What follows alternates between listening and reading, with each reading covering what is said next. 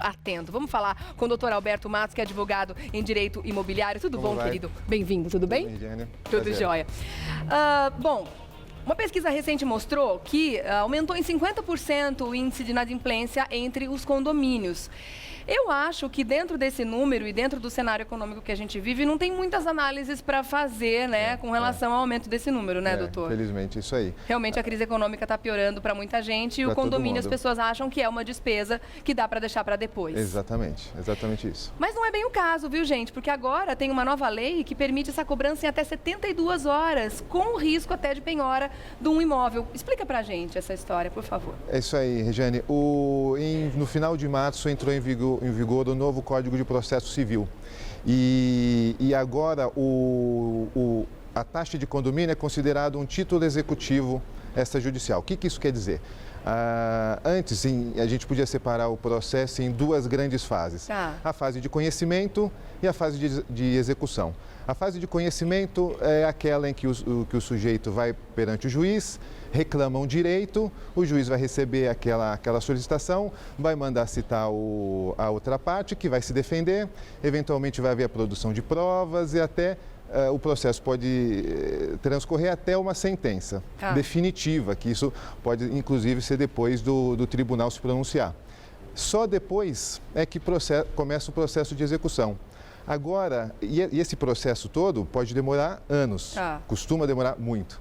Então, agora com essa inovação... Todas as questões judiciais no Brasil, normalmente, né? Exatamente. E agora, como é que ficou? Agora, a cobrança de condomínio já começa dessa segunda etapa, da etapa de execução. Então, o condomínio atrasado pode ser cobrado pelo condomínio já a partir do primeiro vencimento, então teoricamente. a partir do primeiro mês de atraso, isso já pode ser cobrado em juízo? Sim, poderia. Não precisa esperar acumular em algumas parcelas para Não, o que vai acontecer na prática, deveria acontecer, é alguma tolerância, sempre um prazo para conversa, tentar renegociar, entender o que está acontecendo para que não haja um desgaste do condomínio maior com o condômino e que não sejam incorridos em custos desnecessários, né? O custo judicial, né? Nesse momento, né? Agora está muito mais firme e célere o processo. Tá certo. Vamos dar uma olhada então nas perguntas que as pessoas das ruas têm para você? Começando pelo Fernando, pode rodar. Olá, bom dia. Meu nome é Fernando. Eu gostaria de saber se só os proprietários podem participar da reunião de condomínio. Olha, essa é uma questão que gera alguma dúvida. Eu entendo que não, né? Porque a lei de incorporações e a lei do inquilinato permitem a participação do inquilino nas assembleias que vão discutir com questões ordinárias, aquelas que impactam o dia a dia da vida do condomínio, um aumento de taxa, uma pequena obra aqui ou ali. O Código Civil, que veio depois dessas duas leis em 2002, ele não esclareceu esse ponto, né? Então, existe alguma dúvida, o que eu acho razoável é que sim, o inquilino possa participar, que esteja em dia dentro daquelas matérias ordinárias. E tem que ter uma procuração. E, preferencialmente, tenha uma procuração do proprietário autorizando a ele a votar nessas questões. Tá certo. Vamos dar uma olhada na pergunta da Fernanda agora. Oi, é Fernanda. Gostaria de saber como funciona o sistema de rateio e se todos devem pagar essa conta. Fernanda, o sistema de rateio ele é calculado pelo que a gente chama de fração ideal. Toda a unidade corresponde a uma certa proporção do empreendimento todo, né? Então, ele tem uma parte de área privativa, uma parte de área comum e isso proporcionalmente forma o 100% do condomínio. E isso muda de acordo com a área quadrada que esse apartamento ocupa nesse condomínio? Vai sempre respeitar a proporcionalidade da sua área dentro de um todo 100%. Então, a soma dessas frações sempre vai dar 100%. Então, se você tem um apartamento maior, a sua fração no todo vai ser maior. E na grande maioria dos casos, a taxa de condomínio é calculada com base nessa fração ideal. E tem muita discussão em cima desse assunto, né? Porque muita gente considera injusto ser pela área quadrada e não pelo número de pessoas que moram naquela naquela unidade. Afinal de contas, numa área quadrada menor, pode ter um número muito maior de pessoas consumindo mais água, mais energia, gás, etc. E num apartamento grande pode ter uma pessoa morando e tendo despesas para o condomínio, que são despesas comuns, muito menores, né? Então, Sim. tem muita discussão em cima disso, mas o que vale é a área quadrada que aquele apartamento ocupa dentro do prédio. A fração ideal que aquele apartamento ocupa no condomínio. Tá. E tudo, na verdade, faz parte de um grande pacote, de uma lei estabelecida previamente, né? Então, eventualmente pode ficar um pouquinho desbalanceado, mas a regra tem que valer para todo mundo. Claro. Outra dúvida muito frequente é a pergunta da Ana Carolina para você. Vamos ver. Oi, meu nome é Ana Carolina. Eu gostaria de saber se os apartamentos devedores podem ser expostos para todo o condomínio. E aí? Olha, é uma questão complicada, efetivamente. O que a gente tem que ter em mente é a razoabilidade, certo? É direito dos demais condôminos saber a situação de inadimplemento do condomínio. Então, o condomínio pode sim informar no boleto para os condôminos as unidades em atraso, né? Não deve colocar o nome da pessoa, muito menos fixar em locais de uso comum, no elevador, que expõe a pessoa a um constrangimento, inclusive para quem não tem nada a ver com a relação, um prestador de serviço, um funcionário. Então, esse tipo de prática é vedado. Tá certo. Complementando essa pergunta, com relação ao inquilino, se o inquilino está devendo o condomínio cobra do proprietário ou do inquilino?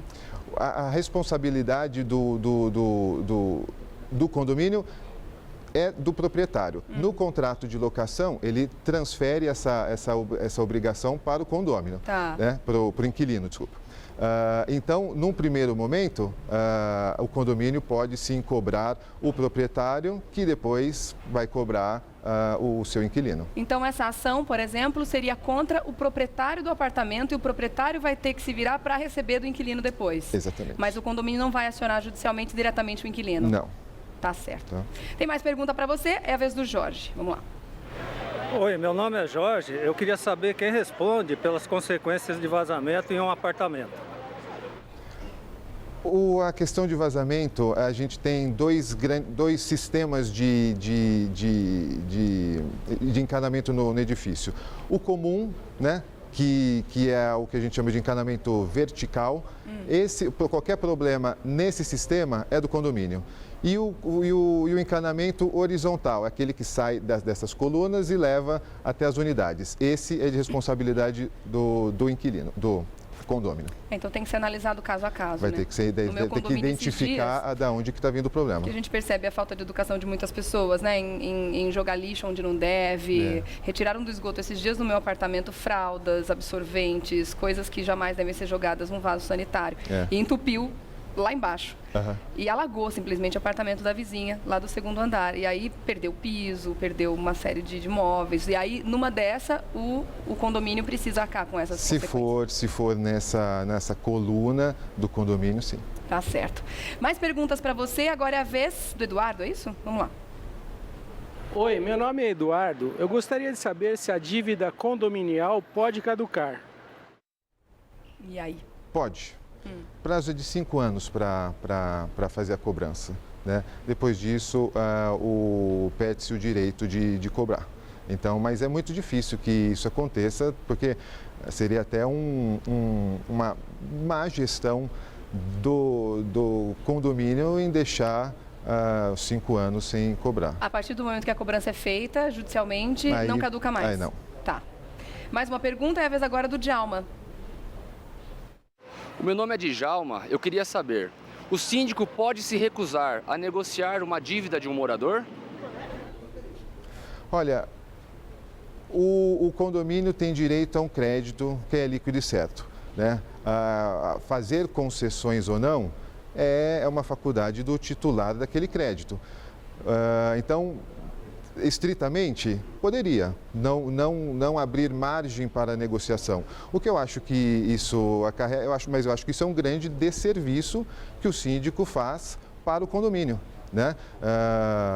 Eventualmente a pessoa teve algum problema, está disposta a pagar, pode parcelar, eventualmente se eu abrir condomínio abre mão da multa, na prática, vai ser muito mais fácil e rápido e barato receber aquele crédito do que se valer de uma ação judicial para isso. Tá. Então, claro, essa conversa sempre é muito importante, né? Mas agora é importante que os proprietários, os inquilinos saibam que, judicialmente, o condomínio tem o direito, a partir do primeiro mês de atraso, de entrar com um processo contra o proprietário, claro, cobrando essas taxas condominiais em atraso, né? Não existe mais essa demora. Então é importante que todo mundo fique atento a essa nova lei, com o risco de penhora do imóvel, né? Mas tá certo. Ao final, sim.